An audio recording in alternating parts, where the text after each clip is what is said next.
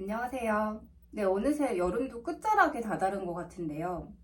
이 여름에는 공포 영화를 많이 보는데 그 이유가 공포 영화 같은 것을 보게 되면은 심장박동 그리고 혈압 같은 게 상승을 해서 신체 내부에 변화를 겪게 되면서 한기랑 서늘함을 느끼게 된다고 해요. 그래서 오늘은 일본에 소름 끼치는 전통 귀신과 요괴들을 이야기해 보려고 하는데요. 저는 특히 이 귀신 같은 것도 일본 귀신이 제일 무섭더라고요.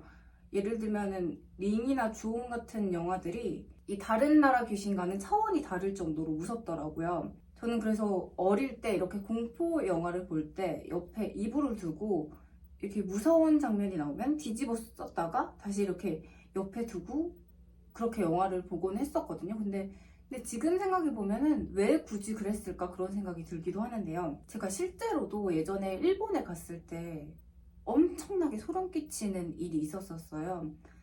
그래서 그 당시에는 그냥 생각 없이 그러고 내가 타국에 와서 좀 물도 안 맞고 몸이 허해서 그런가 보다 이러고 말았는데 나중에 또 어디서 듣게 됐는데 이게 좀 일본에는 신들이 많아가지고 좀 조심을 하시는 분들이 많다고 그런 말을 듣게 됐어요. 그때 생각하면 지금도 온몸에 소름이 쫙 끼쳐가지고 제가 그 썰을 정리해서 올릴까도 생각 중이고요.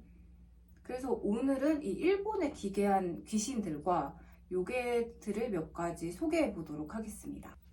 첫 번째는 시리메라는 엉덩이 귀신인데요. 이 시리는 엉덩이라는 뜻이고 매는 눈이라는 뜻인데요. 그래서 엉덩이에 눈이 있는 귀신인데요. 이 귀신은 사람을 만나게 되면은 옷을 다 벗고 알몸인 채로 엉덩이를 보여주는데 이 엉덩이에 눈이 달려 있다고 해요. 그래서 마지막으로 엉덩이에 달려있는 눈으로 눈빛을 이렇게 발사하는데 그렇게 해서 사람을 위협하는 그런 귀신입니다.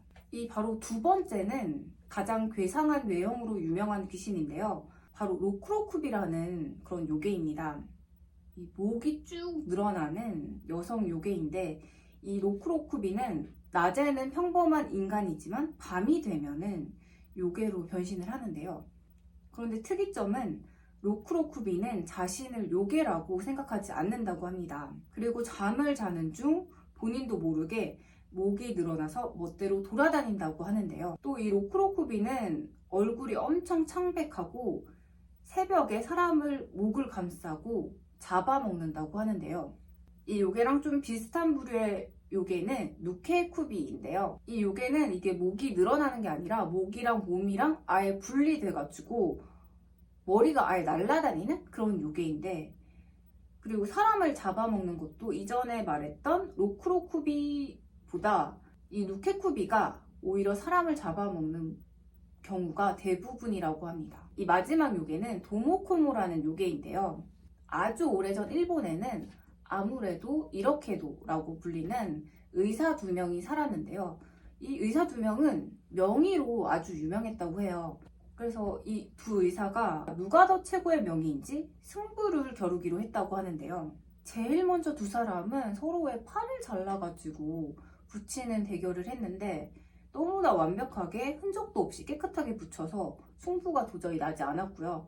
두 번째로는 이 목을 잘라가지고 서로 붙이는 대결을 했는데 이것도 둘 다 너무 잘 성공을 했고 승부가 결국엔 나지 않았습니다. 그래서 이 둘은 동시에 그냥 목을 잘라가지고 붙이는 대결을 마지막으로 시도를 했는데 이 둘은 서로 신호에 맞춰가지고 목을 동시에 잘랐는데 그런데 이걸 연결시켜줄 자가 없어서 결국에는 둘 다 죽어버렸고 둘 다 요괴가 되었다고 하는데요.